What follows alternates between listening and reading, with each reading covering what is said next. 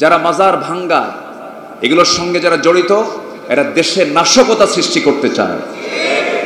তারা এখানে বিশৃঙ্খল পরিবেশ তৈরি করে নতুন করে কোনো ষড়যন্ত্রের জাল বিস্তার করতে চায়। শিরক করা নিষিদ্ধ।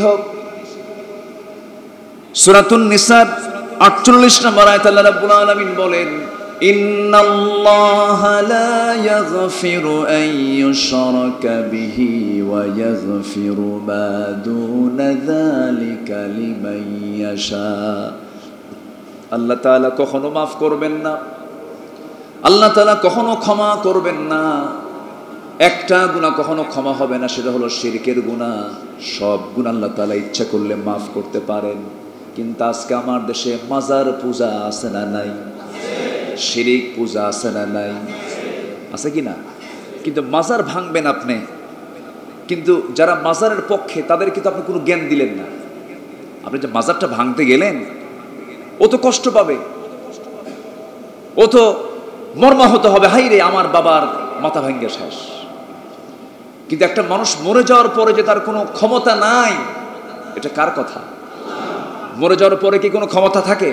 সে কিছু করতে পারে?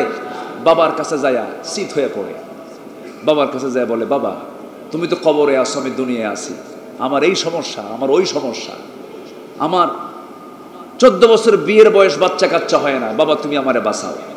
আচ্ছা বলেন তো, যে বাবার কাছে চাইতেছে ও বাবা কি বিপদে আছে না নিরাপদে আছে? যে কবরবাসী সে কি বিপদে নিরাপদে? বিপদ তো। একটা তার রিমান্ডের কাল, ওটা প্রশ্ন যেখানে করা হয়, রিমান্ডে নিয়ে কি করে? জিজ্ঞাসাবাদ করে। জিজ্ঞাসাবাদের জায়গা কি মানে নিরাপদ জায়গা না বিপদের জায়গা? তাহলে কবর জায়গাটা কি বিপদ না নিরাপদ?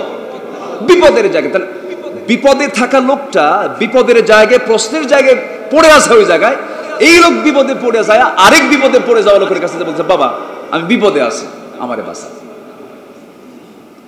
এখন কেন করতেছে এটা? সে জানে না, না জেনে না বুঝে এগুলো করতেছে। তাহলে সেখানে জ্ঞানের বিতরণ দরকার আগে না পরে? মাজার ভাঙ্গা আগে দরকার না জ্ঞানের বিতরণ দরকার? আমার নবীজি মক্কায় 13 বছর ছিলেন, কাবা শরীফের ভিতরে 360টা মূর্তি ভেঙ্গেছিলেন না সেখানে রেখেই ছিলেন? বলেন বলেন বলেন।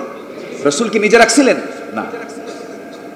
ওই দেশের প্রশাসন, ওই দেশের পাওয়ার, ওই দেশের রাষ্ট্র, ওই দেশের যারা নেতৃত্ব ছিল, তারা ছিল পৌত্তলিকতা প্রীতি ছিল তাদের কাজ। তারা মূর্তিগুলোকে প্রণাম করতে করতে শেষ পর্যন্ত আল্লাহর ঘর কাবার ভিতরে 360টা মূর্তি ঢুকায় ফেলছিল।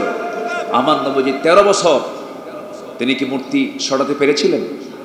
তিনি কি নামাজ পড়েন নাই? নামাজ পড়েন নাই? পড়েছেন। তাহলে ভাঙতে গেছেন আগে না জ্ঞান বিতরণ করতে গেছেন আগে? বলেন বলেন। জ্ঞান।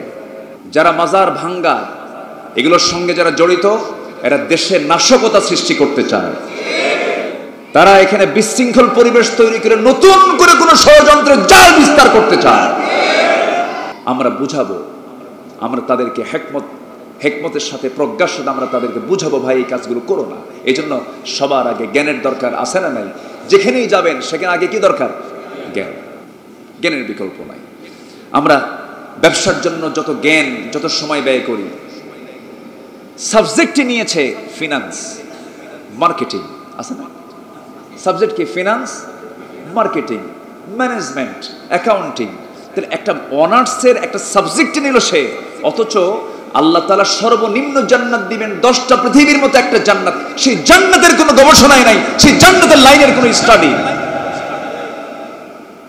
এই জন্য শিরকের, অনেকে শিরকের বিষয় আমরা বুঝি না। যেরকম কেমন করে চলবো আমি, আমার তো দিনপথ যাচ্ছে না ভাই, কেমন করে কালকের দিনটা আমার কেমনে যাবে? এই কথার মধ্যে কি ভেজাল আছে? আসতে বলে, জোরে বলেন ভাই, আছে কি? আছে। এই কথা কি আমাদের মুখ থেকে বের হয়? হ্যাঁ, বিপদে পড়লে বের হতে পারে, বিপদ বের হয়, কিন্তু হঠাৎ করে বের কেমনে চলি ভাই, খুব কঠিন। তাহলে এই কথা যদি কোনো বান্দা বলে, এই কথার মধ্যে অবশ্যই শিরকের একটা ছোঁয়া আছে না নাই? আমার দেশে কিছু কথা প্রচলন আছে, যেরকম বিসমিল্লাহ গলত, আছে না? আচ্ছা, এই কথার মধ্যে কি কোনো ভেজাল আছে? কি ভেজাল? গলত আছে? বিসমিল্লাহর মধ্যে কোনো গলত আছে? তাহলে বিসমিল্লাহ গলত, এই কথা বলা জায়েজ না না জায়েজ? তাওহীদের কথা না শিরকের কথা? শিরকের কথা। এরকম করে আপনি যদি চালনা দিয়ে চালতে থাকেন, অসংখ্য শিরকের দ্বারা আমরা আচ্ছাদিত হয়ে আছি। চিন্তা চেতনায়, কর্মে, কথায়, বিভিন্ন জায়গায় আমরা শিরক অহরহ করে ফেলতেছি। এই শিরক থেকে বাঁচার জন্য শিরকের জ্ঞানও অবশ্যই আমাদের দরকার আছে।